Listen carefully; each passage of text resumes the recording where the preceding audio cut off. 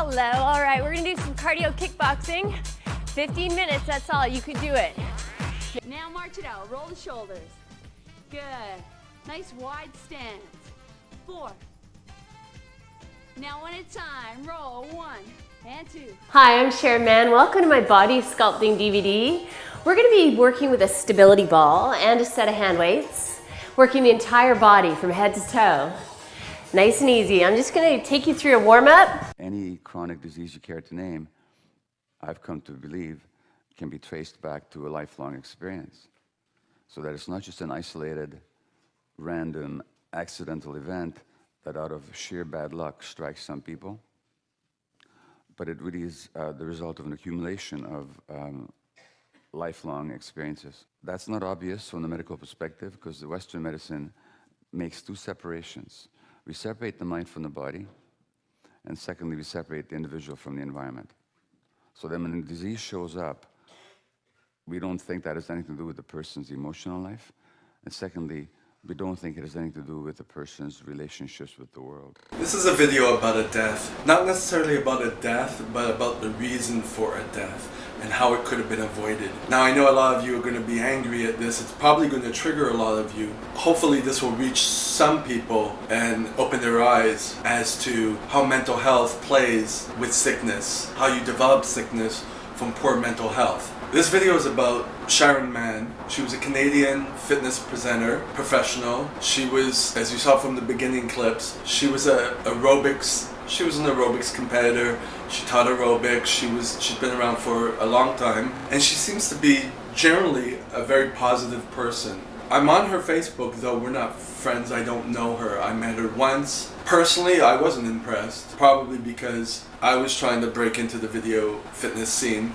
And so I met her, and probably maybe because of my issues of abandonment and rejection, I thought that she was kind of empty, as a shell empty. I could have caught her and she was fatigued. She might not like it. She was at a booth, and I was looking for, I believe, who was I looking for? I'm adding this in anyways because I don't like virtue signaling. I don't like things being all positive when it's not real. If it's positive and it's real, it's good. This might not be real, hence the video. So on her Facebook, she has a lot of responses and comments to her posts, especially since she got sick with cancer 4 years ago. She went vegan. Now there's a lot of vegan, I won't say I'm vegan, but I haven't eaten meat in years.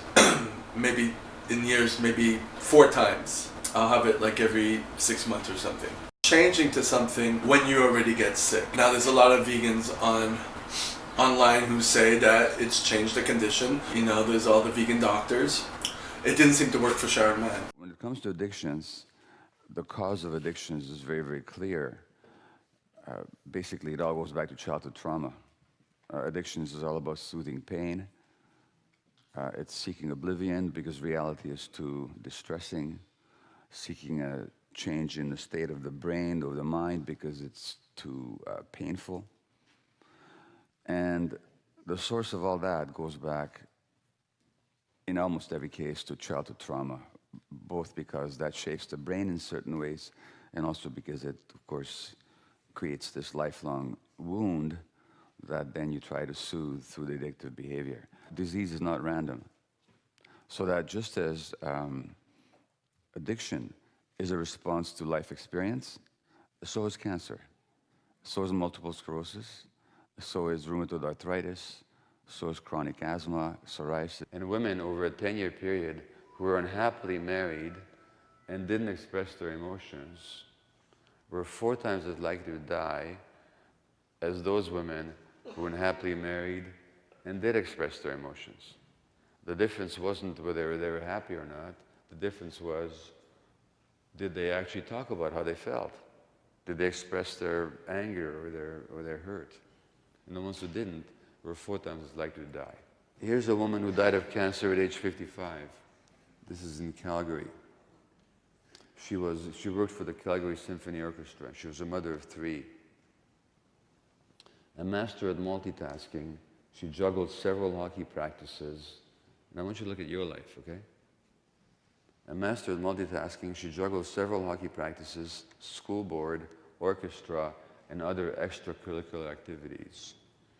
June 2005, brought terrible news to this mother of three, by now president of the Parents' Council at Western Canada College.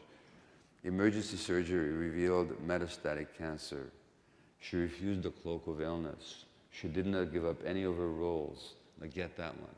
She did not give up any of her roles. It's all about roles. She even continued her 5 a.m. bicycle trips around the nearby reservoir.